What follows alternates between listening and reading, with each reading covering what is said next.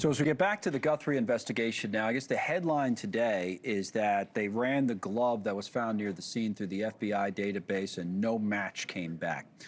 But there is some activity and there are more leads to look into. So in terms of where the investigation goes from here, let's check in with our team in Tucson. It's NewsNation's Jessica Cartalia this hour, who's reporting live there from Nancy's home. So that was obviously a disappointment to some who've been watching, but like I say, there's more to it. So what's the latest from there? Look, Connell, it was a stretch to begin with. We were hoping that it might lead to something significant, and unfortunately, it kind of sounds like a dead end at this point. But a short time ago, 2 cars arrived here outside of Nancy Guthrie's home. They parked. They went around back toward the garage, carrying a briefcase, back toward the back entrance. They also went over to a neighbor's house, and they were looking at one of those motion security lights.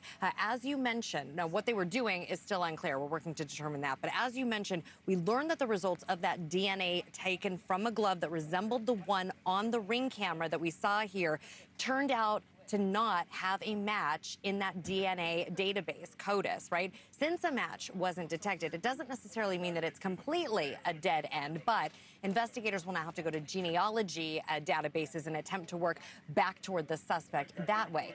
However, if that suspect is not from here, possibly in Mexico or has family members in Mexico, it may not find a match at all. Additionally, we have confirmed that the FBI is going to many different gun stores here in the Tucson area. They have 40 photos of suspects. They also have 40 names. They're asking employees, hey, do you recognize any of these names? Have you seen any of these people coming in here? Checking receipts as well, trying to determine if someone purchased a firearm at one of those stores months ago. Additionally, Walmart here in the Arizona area and Tucson area specifically also sells guns, not at every location, but at some specifically.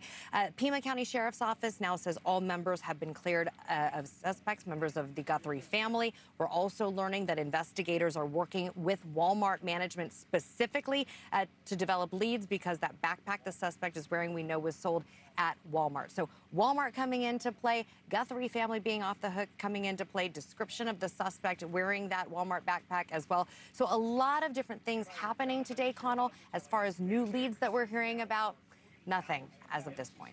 All right, Jess. Jessica Cartalia is live for us in Tucson. Thank you for watching. Subscribe below and download our NewsNation app right now on your phone, and you will get fact-based, unbiased news for all Americans.